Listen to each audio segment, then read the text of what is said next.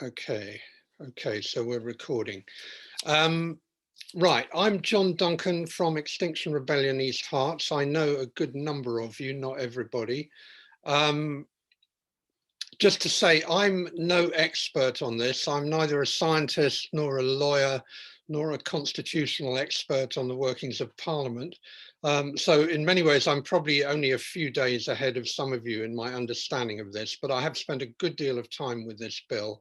I think it's a really fantastic potential piece of legislation to deal with the climate and ecological emergency. I feel it gets to the heart of the problems we're facing, which most government legislation really doesn't.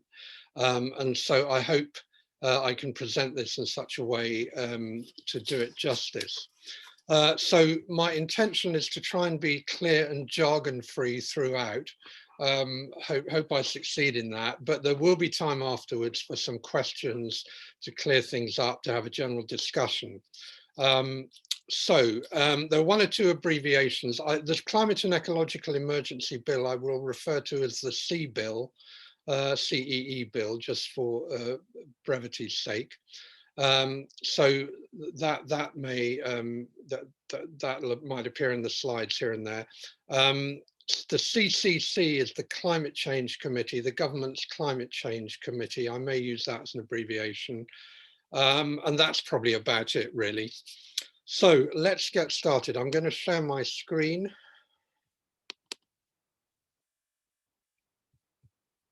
And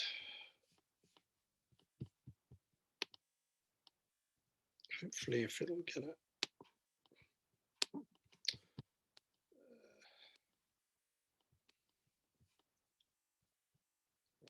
From here. Okay, so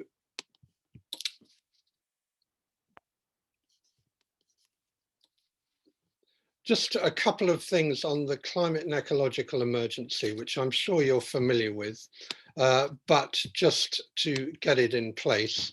We're in a climate emergency and the government isn't doing enough. Current policies will lead to about 3 degrees of warming over pre-industrial levels by the end of the century, but it could be 4 degrees or more. And that is catastrophic. We are facing catastrophic levels of heating if we don't act urgently to do something about it. There is still time, but we need to act urgently.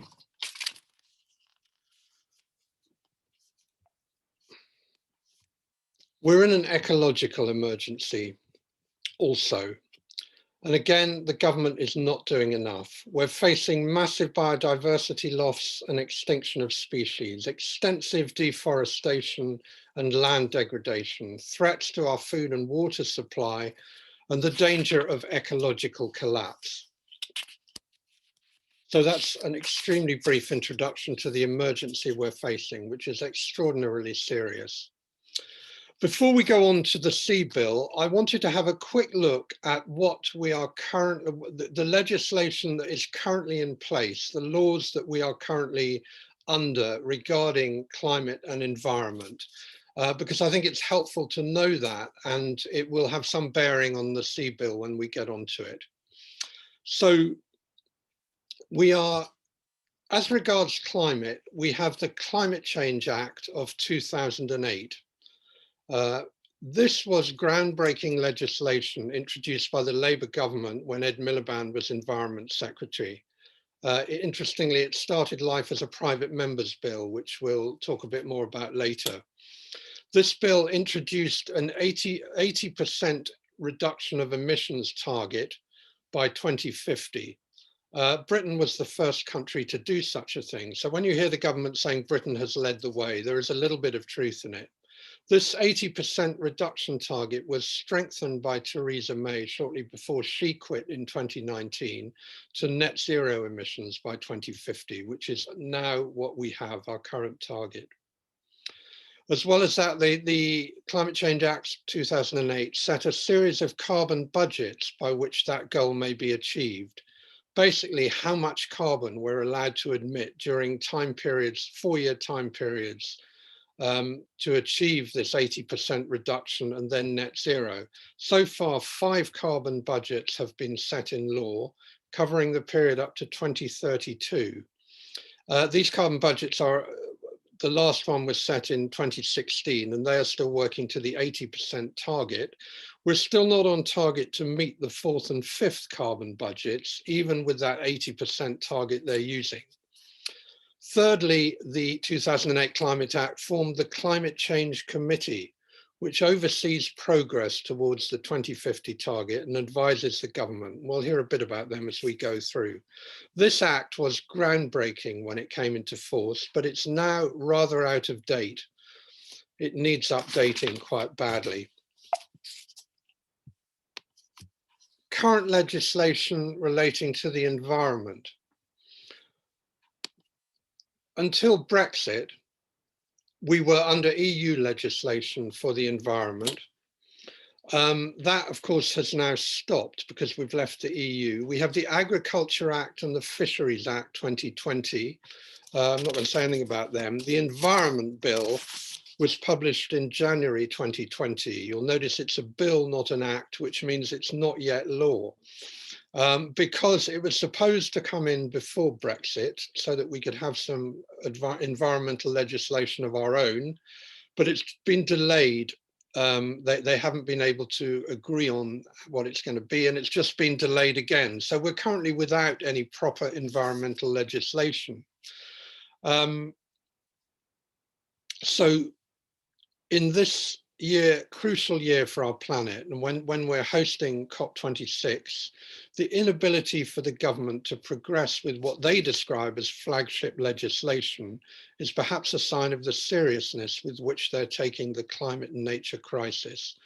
When they do get it into law, it will set out new legal frameworks for air pollution, water quality, and nature conservation, and also establish a new environmental watchdog, the Office for Environmental Protection, to hold governments and other public bodies to account when the environment is under threat. All very good things, but we haven't got them yet. So that was a quick look at what we have now. And we're going to go on now to look at the subject of this talk, the CEE Bill, the Climate and Ecological Emergency Bill. This is a brand new initiative which is developed by members of Extinction Rebellion, members of the Big Ask campaign, which was what led to the Climate Change Act in 2008. And it has contributions from scientists, academics, and lawyers. The bill is a private member's bill, which is a bill introduced by an individual MP rather than by the government or the House of Lords, so an individual MP or a member of the Lords. In this case, the bill has been introduced by Caroline Lucas of the Green Party and also sponsored by 11 other MPs. And the bill's currently in progress through Parliament. Again, we'll talk a little bit about that later on. So, in the light of the appallingly sobering facts of climate change and ecological destruction, the CEE Bill can change our course, making the government act with the urgency we need. If it was made law, the government would have to act fast to account for our entire carbon footprint, actively conserving nature here and overseas, and indeed setting a precedent that can be replicated across the world. The CEE Bill combines climate and environment legislation into one bill.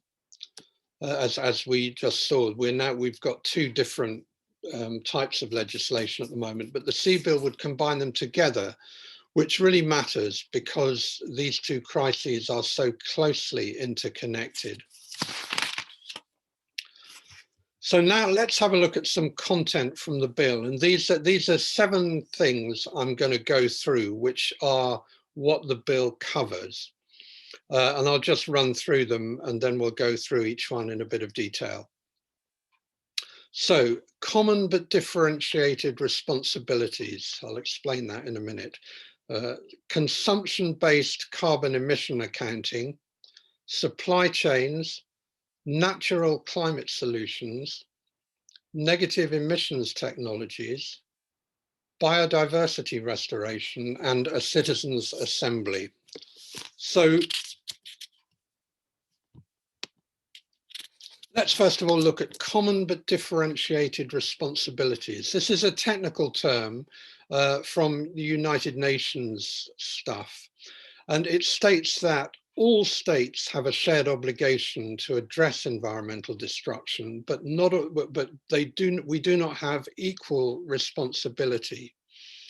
So basically, all that means is that every country, no matter how small or insignificant, is obliged to address climate change. But countries do not have equal equal responsibilities within that. The UK, so the major industrialized nations have greater responsibilities to address climate change. The UK, as a major industrialized nation, has a greater obligation to address climate change than many other countries. Also because we started the whole thing off with the Industrial Revolution. So the point about this is, at the moment, the UK Paris Agreement commitments to this global fairness is only a pledge and it's not a legal requirement. The CEE Bill will put this into UK law so that we demonstrate our position as the standard bearer on climate and ecological global fairness. So that's common but differentiated responsibilities. We will put that into law, our obligation in that respect. Now, secondly, consumption-based emissions accounting. This is really, really important. And this, I feel, is a really significant matter. The CEE Bill tackles head-on the issue of consumption.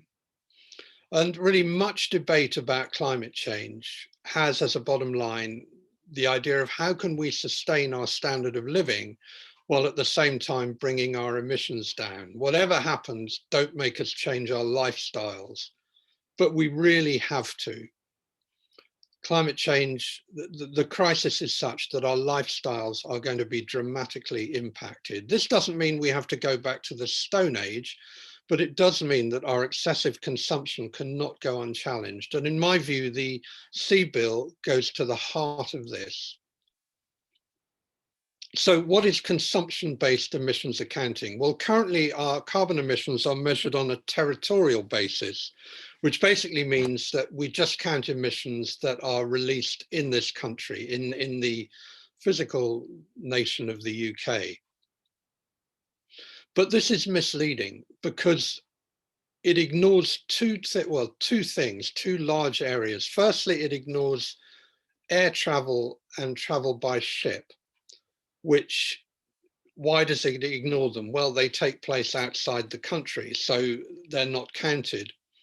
And it also ignores goods that are produced abroad, but are consumed here, but are used here. And both these things, so for example, your phone is, the emissions that your phone gives off while you're using it are counted towards our carbon footprint, but the emissions that were created in the manufacture of your phone are not, because it was, unless by chance it was made here, but it was made elsewhere. So they're counted towards that country, probably China or Japan. So this is really unfair. Now, according to the Global Carbon Project, if we consider the emissions of consumption, the 2004 CO2 emissions of many European economies would increase by more than 30%. American emissions would increase by 7%.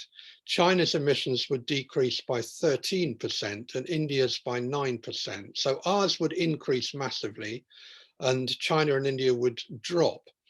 So there's something not right here. So the CEE Bill mandates that we measure our emissions on a consumption basis, that we include air travel, ship travel, and the emissions for products that are manufactured abroad but consumed here. This reflects much better the carbon emissions that reflect our quality of life and standard of living. It's a matter of fairness and equity. We acknowledge what we're actually doing, how we're actually living, rather than trying to get away with the bare minimum.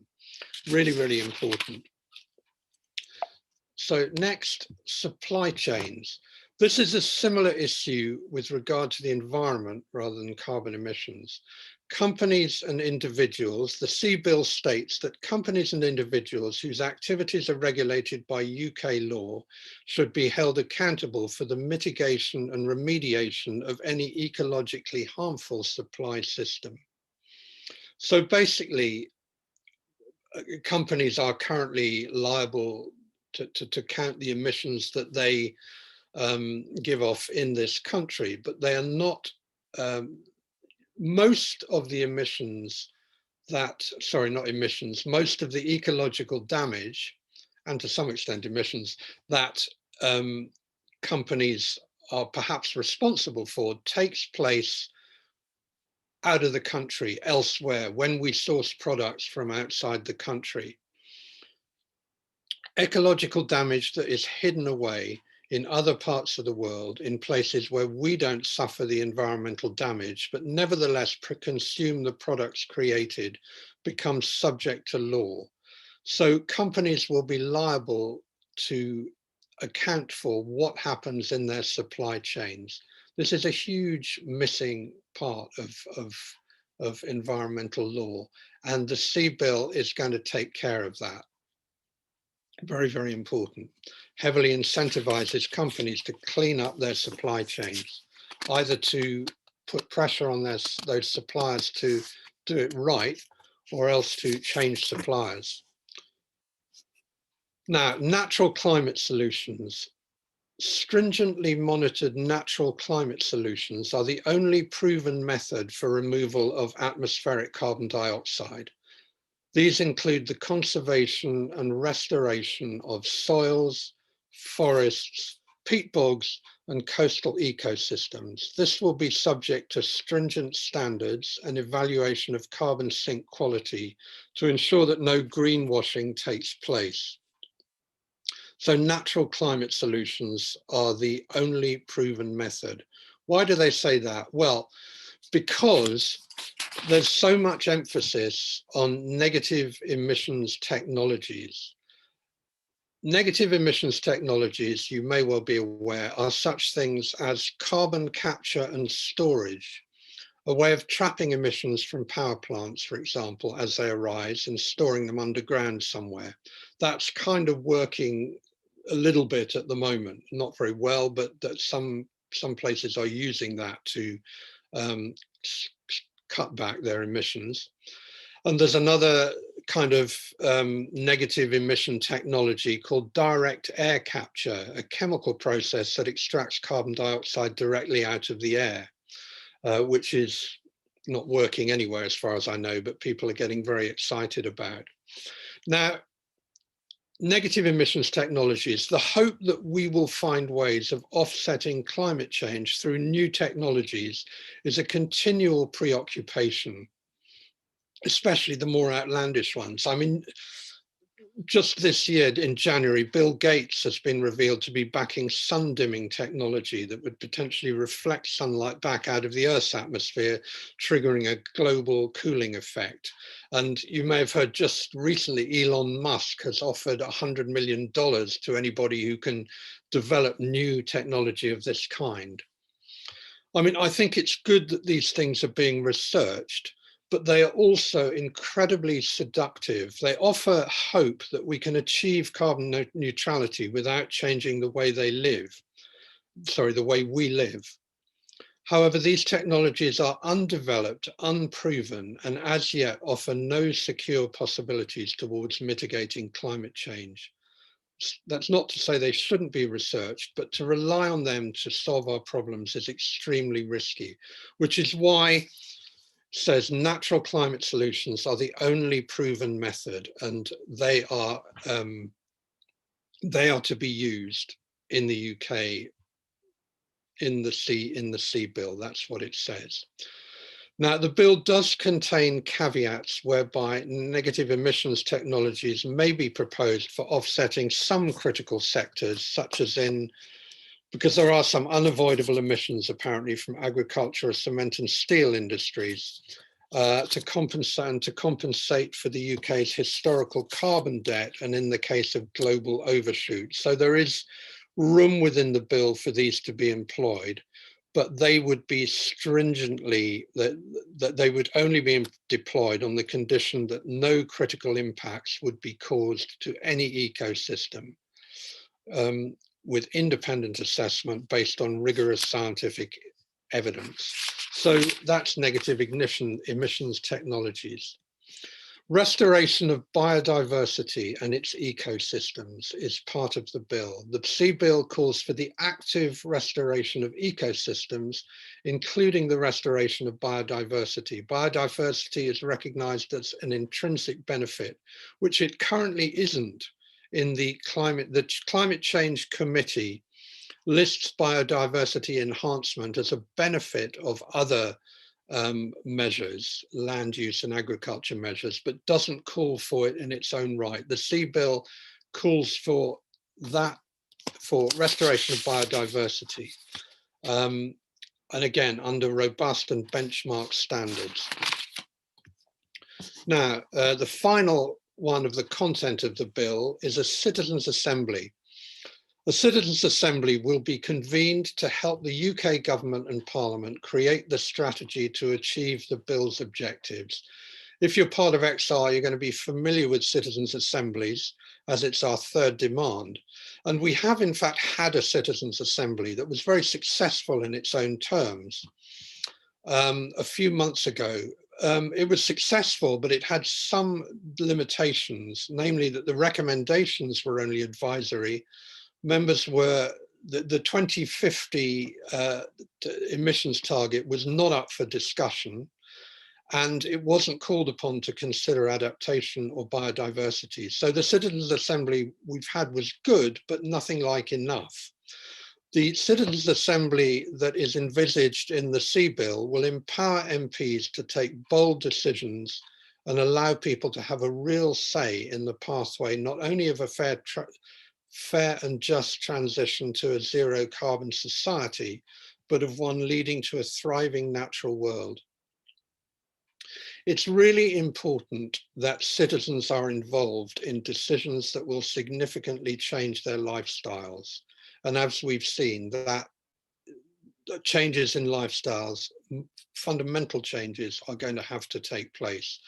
And if you remember in France 2 or 3 years ago, President Macron tried to introduce environmental change by way of a steep hike in fuel duty without properly taking into account the effect this would have on less well-off working people who needed their cars to get to work because bus services had been decimated by austerity policies. His attempt to impose these measures without consultation reaped the reward of massive, violent, ongoing, disruptive protests across France, which went on for quite a long time. So a citizens' assembly would give all voices a chance to be heard and to participate in the decision-making process about how the CEE Bill is going to be implemented. So that's a good part of the content of the bill. Let's just talk now about the passage of the bill. What's going on with it? Where is it now? Parliamentary bills have to go through a number of stages before becoming law. There is a first, second and third reading with committee stages in between.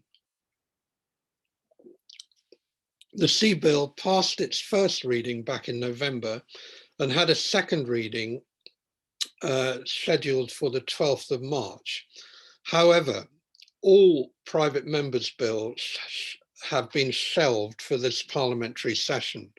Because COVID has slowed up the whole parliamentary process, they've just put all private members' bill onto the back burner to try and get through the rest of it.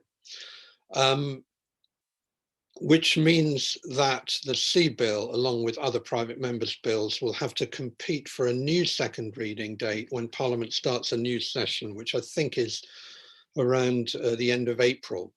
It's unfortunate, but it's another thing of COVID. Now, the CEE Bill people are quite confident they will get a second reading because the bill has got a lot of support. And currently the CEE Bill has the support of 96 MPs from 7 parties, which is really good for a private member's bill. It's a very good level of support. We haven't got any Tories yet, but we'll see about that. So this is a good number for a private member's bill. There's a lot of support. Now, will the bill become law? Very few. What are the chances of the CEE Bill as it stands becoming law? Now, it is a fact, and you will see this on the CEE Bill website, that very few private members' bills become law. There is a chance it will become law, but it's really quite remote. However, becoming law is not the only purpose of a private member's bill. It is possible. The Climate Change Act of 2008 started life as a private member's bill and eventually got taken up by the government and became a government bill, and it was passed into law. So that's one way it can become law. But it's not the only purpose of a private member's bill. By getting into the faces of MPs through members of the public thrusting it at them, as it were, and it being discussed in Parliament and talked about, the content of the bill is being absorbed and it enters into the parliamentary debate. With the current awareness and interest around climate change and ecological breakdown and the net zero target and so forth, the content of the bill and its evident qualities will be continually informing and changing the debate.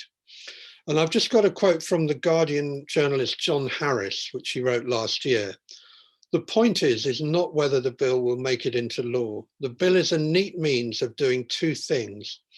It highlights how much our politicians are defying the urgency of the moment, and by presenting clear and precise proposals to drastically reduce carbon emissions and restore biodiversity in the same typefaces and official vocabulary as the laws that define whole swathes of our lives, it makes the prospect of radical action eminently imaginable. So the CEE Bill is right now worming its way into the imagination and minds of our MPs and changing the debate as we speak. So it's 7:30. I've just got a little bit more.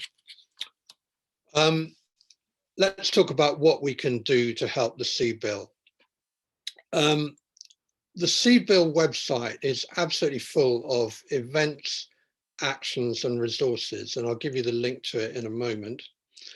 The main way of getting this CEE Bill into the minds of MPs is to write to your MP. Again, there is all kinds of help on the website to that, sort of templates, ideas, suggestions as to what you can write. I think writing to your MP it's in one sense, it's not so much what you write. If you can put together an eloquent and well-argued letter, all well and good. If you can put together a letter that is just a plea to look at the bill, to consider it, to add your name to it, that's fine. Apparently what matters with MPs is how many letters they get from constituents. If they get 1, they can happily ignore it. If they get 10, they can probably still happily ignore them. If they get 100, they have to start thinking about it. Their constituents, a lot of constituents, if they get 1,000, they're virtually forced to sit up and take a good deal of notice because their constituents are the people who elect them into Parliament. So if you write now, as well as writing, now a lot of people have written to their MPs about this bill, and the Tory party, I know, has put together a response, and a lot of MPs simply reply with the response the party has given them. So on the website, the CEE Bill website, there is suggestions as to how you can respond to the standard pro forma response that Tory MPs send back to you. So that's quite useful as well. Now, just recently I've discovered that there is, on March the 25th, there is going to be a banner drop, a national banner drop across the country with, so that to give more publicity to the CEE Bill. And there's a link that I haven't even looked at it yet, but I can put it, I can give you the link to that shortly, and maybe we can start thinking about that as our local groups, whether we can participate in that. As well as that, there's a Twitter storm. If you're on Twitter, just lots and lots and lots of tweets in various directions on that day. So March the 26th is a good day. Finally, just a slide of resources. So I'll put these in a moment into the chat so you can save them. The CEE Bill website is www.ceebill.uk. Note, it's not co.uk, it's just UK. So, and you can Google it, obviously. But there's, I say, there's lots and lots of stuff on there about the bill. Recently, someone's brought out a really nice little video introduction to the CEE Bill, just 2 minutes, and the links to that is there. And some of you are probably aware that there was an adjournment debate in Parliament on Monday of this week, in which Caroline Lucas talked about the bill for 13 minutes. And I really encourage you to have a look at that. It's brilliant. It's far better than what I've done. So, you know, Caroline Lucas is always worth watching. And this is really excellent. It's about 13 minutes. And finally, the link to the banner drop and Twitter storm, which is a Google document. So that is it. I'm going to leave the, I'm going to leave this, no, I'm not. Yeah, I'm going to leave the screen share up for a moment, just while I copy the links into the chat so you can save them. But let's have a quick 2-minute break while I do that, and then we can see if there's anything come out of that that we'd like to talk about. So I'll just get these links into the chat now.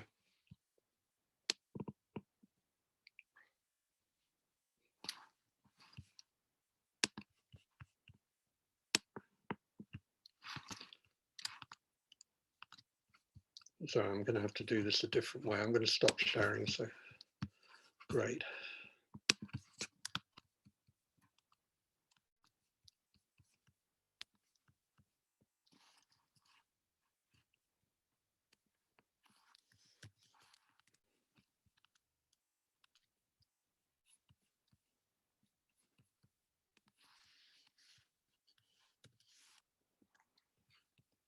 If you want to unmute and talk among yourselves for a minute, I know it's a bit weird on Zoom, but just while I get this done, do feel free to do that.